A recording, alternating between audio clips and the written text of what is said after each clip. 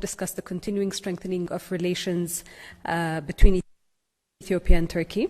As you may recall, in late August 2021, an official state visit had been undertaken, marking the 125th relations between the two countries, the historic relations, and at this event in which key cooperation agreements had also been signed. During the summit, Prime Minister Abiy Ahmed also underlined the multifaceted engagements between Turkey and African countries in the areas of agriculture, education, trade. And when it comes to the bilateral level, on bilateral front, he also emphasized the opportunities that are available for further enhancing trade ties and investments between Ethiopia and Turkey.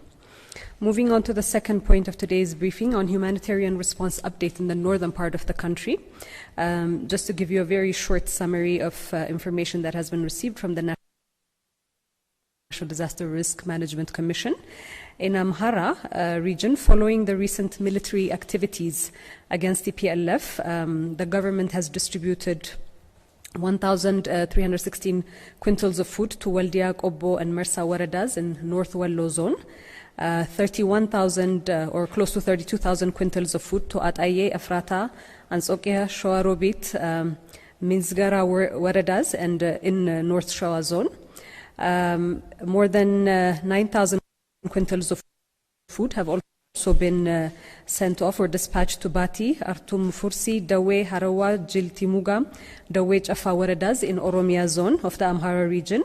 And close to 22,000 quintals of food or different kind of food supplies have been dispatched to Gashana, Lalibela, Wadella and Lasta Waradas. This is for the Amhara region. In the Afar region, it has been noted, and we've indicated before that the needs have been increasing in these two regions. Particularly in the Afar region, more than 1.3 million people have been identified as in need of emergency or immediate emergency response. And close to 400,000 have been displaced as a result of TPLF's incursions within 21 waradas. So the government, together with partners, has continued helping those in conflict-affected areas. In Tigray region, the most recent update that I have is that a total of 225 trucks have, as of recent, arrived into the Tigray region with humanitarian supplies that have arrived into Mekelle, and a total of around 9,300 metric tons of food and non-food items have been delivered. To share a little bit on the current state of play, as we have seen in recent weeks, the National Defense Forces, together with allied forces from the Afar region and the Amhara region, have made considerable gains in reversing the occupation by TPLF of many Amhara and Afar towns. These gains have been made in very heavy battles that have been undertaken over the past weeks. Most recent being the full clearing of TPLF from North Wallo Zone and liberating its strategic capital, Waldia. The aftermath of TPLF's occupation has unfortunately revealed tremendous destruction of public and private infrastructure. In the last briefing, after Kombolcha and Dese had been liberated, some of you had also inquired to the level of destruction, and at that point in time it was too early. But after control of the towns by the national forces, assessments have revealed that the looting and destruction by TPLF includes heavy destruction of health infrastructures in all areas occupied by TPLF. So it seems quite targeted that they're going for health infrastructures and creating an environment in which the Amhara and Afar regions do not have capacity to be able to treat the health needs of their communities. The second areas of attacks or sector of attacks has been education institutions. Particularly Wallo University has sustained a lot of damages, which will take a lot of budgetary support as well as a lot of time to reinstate the teaching capabilities. Other sites that have also been attacked by TPLF include religious institutions and cultural centers. Kombolcha as an industry hub has also been rendered inoperable, or the industry center at this point in time. And this has witnessed the thorough theft and destruction by TPLF of industry sites, including within the industry park, as well as other factories as well in that town.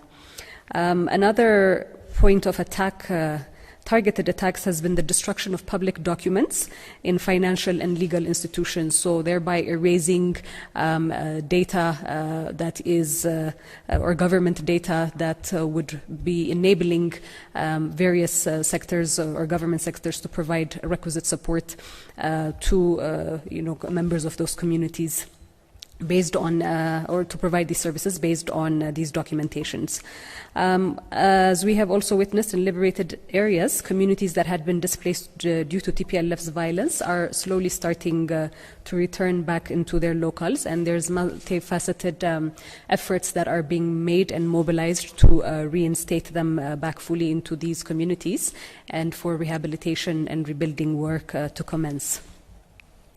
A fourth item of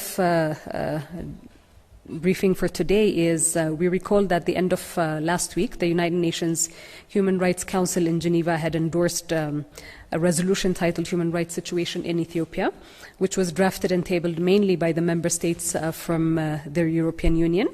The resolution decided to establish an international commission of human rights experts with a mandate to conduct investigation into allegations of human rights violations. You will also recall that Ethiopia has rejected the resolution from its inception, not only when it was adopted, but the entire process that was taken is something that Ethiopia has categorically rejected. Also, friendly African countries as well as other friendly countries have also joined by giving a no vote to this. Particularly here, we want to emphasize that this rejection on the part of the government of Ethiopia should not be misconstrued as a rejection of probes or efforts to address human rights violations within the country. It should not be taken as that, because that is the dominant narrative that is being spun at the moment. Rather, the resolution is, or the Ethiopian government acknowledges that the resolution is a politically motivated instrument that is set to discredit efforts undertaken prior and recommendations that had been put forth already by the joint UN Human Rights Office and the Ethiopian Human Rights Commission in their investigation report. You would recall that sometime in end of March 2021, there was a joint investigation that had been endorsed by the government and had been facilitated by the government for the UN body at that point in time, together with the Ethiopian Human Rights Commission, to undertake this joint investigation. This was facilitated by the government because it was fully endorsed for the need to happen. Once the report was finalized and it came out in early November, this report was also accepted by the government, with reservations, of course, because of the scope, the limitations with regards to the scope of coverage of this report.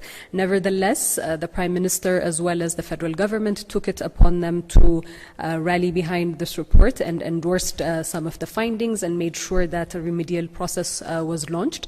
This remedial process entailed an interministerial task force to be formed that is currently looking into the implementation aspect of it. So while these processes are already in play, it doesn't make any sense to rally behind new investigations that are looking into the same period as the recent investigation, simply because some did not get the results that they had anticipated. We do recall that the previous report outright rejected these accusations and allegations of a genocide having taken place. The utilization of famine or starvation as a weapon of war was something that was found inconclusive in the previous report. So because this is not something that had settled well with some bodies, to reinitiate a similar process, in essence, is abusing international norms and resources to undertake a redundant activity. So in this regard, the Council should first recognize the efforts of the government to address the alleged human rights violations to garner results for a political agenda. It should accept the joint investigation report and appreciate the efforts of the government to address issues based on the recommendations. And the Council should stop its double standard position on human rights violations in Tigray vis-a-vis Amhara and Afar regional states, where we have seen vast amounts of human rights abuses and atrocities committed by the TPLF. Moving to the final point for today's briefing, I just want to draw your attention to December 10th, 2021, where the Council of Ministers had endorsed a draft proclamation for the formation of a National Dialogue Commission.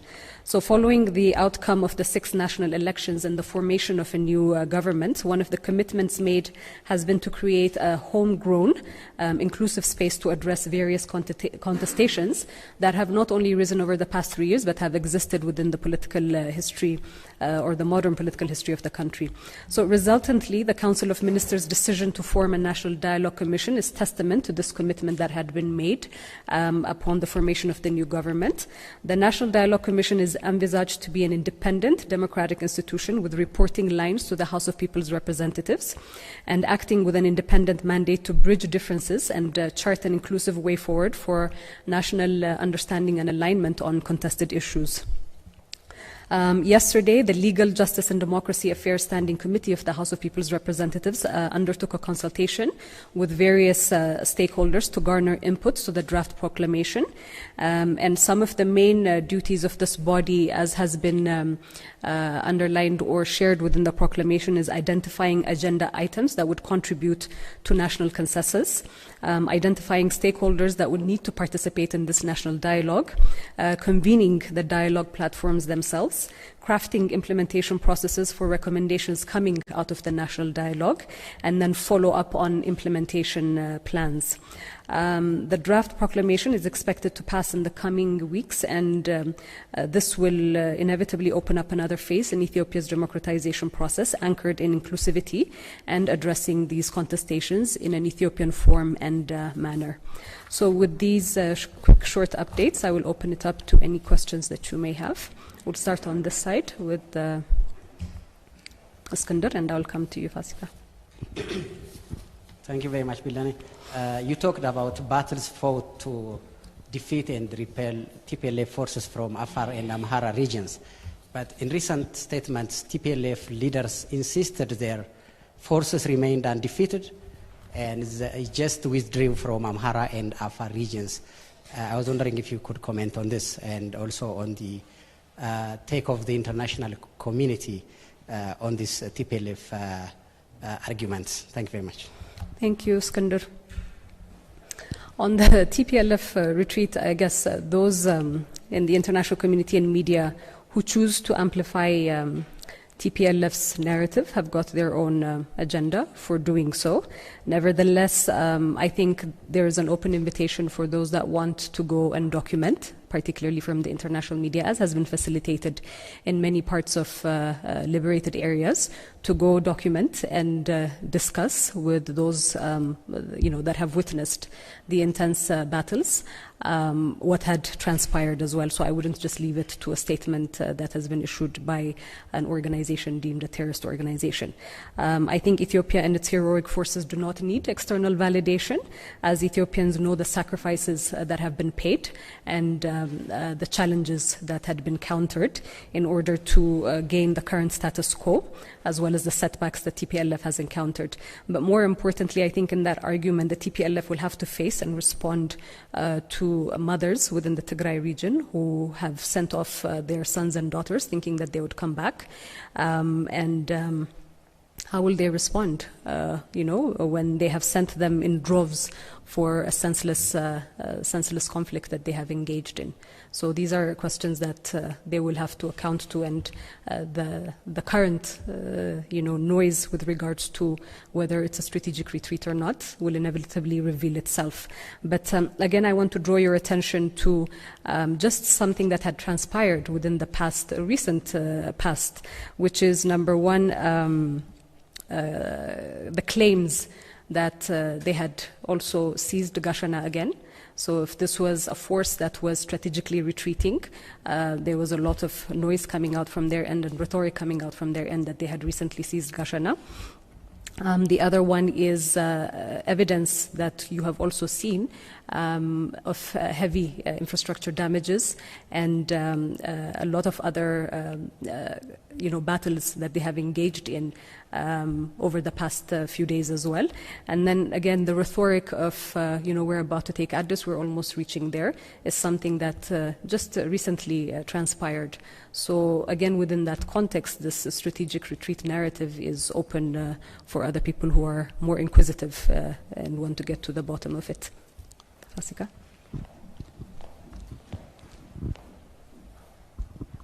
Thank you, Bilani, for the briefing and the opportunity as well.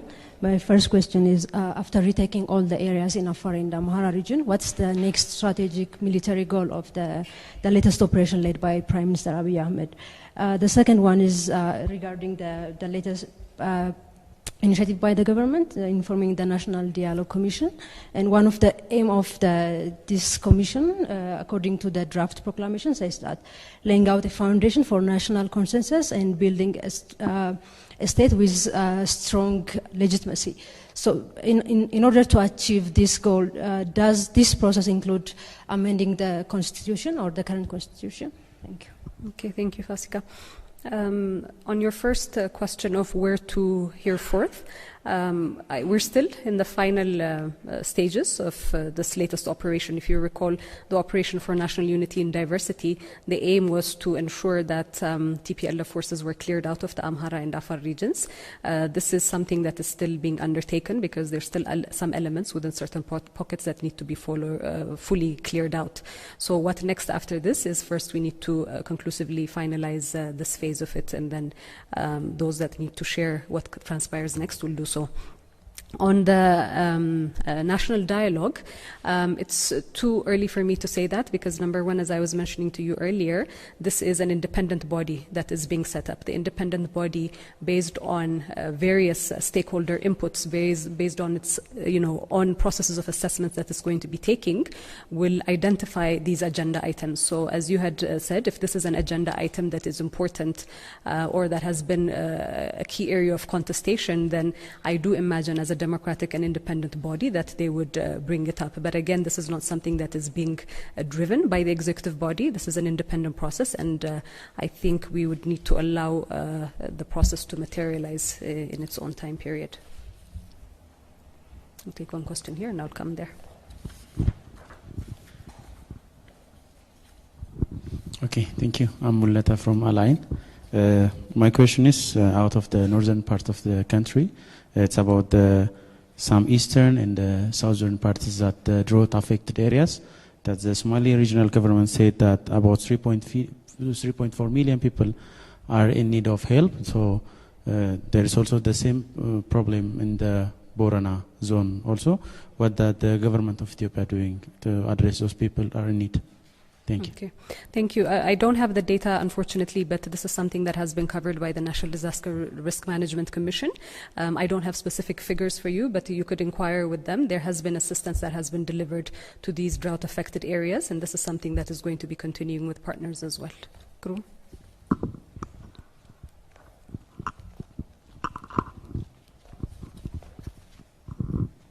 Thank you very much, Bilani. First question on the humanitarian situation in the north. Now that war is subsiding, I understand that the government is trying to expedite the process of food delivery to those in need.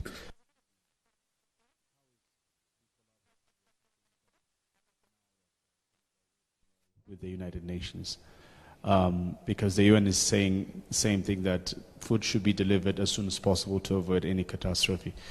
To post-conflict reconstruction, what is the plan now? Because the war-torn areas in Afar, Amhara, even in the northern Tigray regional state, as this is part of the country, need to be addressed. Is there any plan on the paper? Maybe final question, can you update us on your call, the government's call of the diaspora to return home for the holiday of 1 million diaspora? Is there any progress so far? Thank you so much. Thank you, Grum. On your first question, I mean, nothing really changes from the Ethiopian side. The commitment for humanitarian assistance to its people in the northern part of the country is still strong, has always been strong. The commitment has always been there.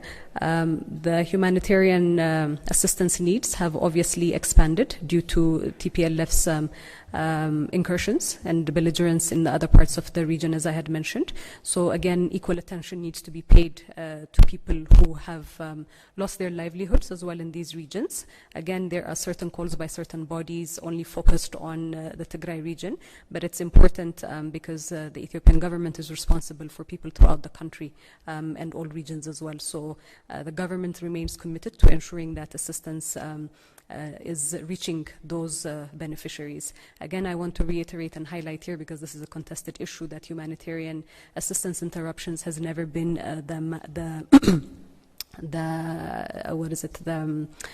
what the government has wanted to do, but obviously because of TPLF's own politicization of these kind of issues, people who actually need dire humanitarian assistance have been cordoned off by their own, say guardians, as they call themselves, from assistance reaching them. On your second question of post-conflict reconstruction, indeed, this is, we've witnessed huge infrastructure damages that not only, the bricks and mortars aspect of it, but what it means in terms of decimating institutions, this frivolous undertaking that the TPLF have been going through in all of the areas that they've occupied has seen a devastation of a lot of people's livelihoods as a result of that. So post-conflict reconstruction is key. There are some areas already in which initial infrastructure works are being undertaken, like restoring electric lines and phone lines that have been purposely, decimated. But over the next, there is a committee that has been set up under the purview of the Deputy Prime Minister, and over the next weeks, it will become more evident what the entire package for reconstruction of, conflict-affected communities would look like. So I'll defer to the stakeholders who would come to that. On your final question with reference to the Grand Ethiopian Homecoming, it has been a very positive uptake by Ethiopians within the diaspora. And again, we reiterate the gratitude to Ethiopians throughout the world who have not only shown their solidarity with Ethiopians and with the Ethiopian government and Ethiopians that are affected in this current phase, but also the initiatives that they have been undertaking in mobilizing fundraising support from where they are. So there are those that have chosen to stay there and mobilize fundraising support and are really doing great work in terms of that. There are those that are also mobilizing resources, and there are those that have chosen to actually come here and support, on the ground as well. So you can see that, I'm sure you'll get more details, but there has been a surge in Ethiopian Airlines bookings, which indicates a positive uptake. Also, the government has established the National Committee composed of various government entities that is being coordinated by the Ministry of Foreign Affairs as well. So you will see that the Ministry of Health has also indicated that there's drop-off points that have been set up at Bole International Airport for those that want to come with pre-approved medical items and supplies. So there is this whole mobilization that the Ethiopian diaspora communities are engaged in, and this is something that we will see continuing as well. Thank you. Brooke. Thank you very much. Recently, the TPLF, in a letter for the UN Secretary General, requested for peaceful resolution of the conflict in the northern part of Ethiopia. What's the government's position on this? And if you could put it in a yes or no reply, is the government willing to sit for negotiations with the TPLF? And my second question is, there are talks of new advances around Alamata, and also there are claims of government's airstrikes around Alamata and in the vicinities. So, and these airstrikes are said to be targeted on civilians. And what are the targets of these airstrikes if they are happening? And are there any new advances that you could tell us around Alamata and in the vicinities? And finally, you've told us about the new proclamation that's going to establish a national dialogue commission, and there were efforts by different stakeholders to facilitate national dialogue in the country, including the MIND initiative, which the Minister of Peace was part of. So what is the need to establish a new institution whose appointees are chosen by the Prime Minister, while there were similar efforts that going on in the country for a year and 3 months, I think. Thank you very much. Okay, thank you, Brooke. On your first question, I mean, it's not a simple question to answer yes or no. I cannot give you a yes or no answer. I have to reiterate again the position of the government, which has been stated over the past year, that a peaceful resolution before the conflict began is a path that the government had always chosen and emphasized.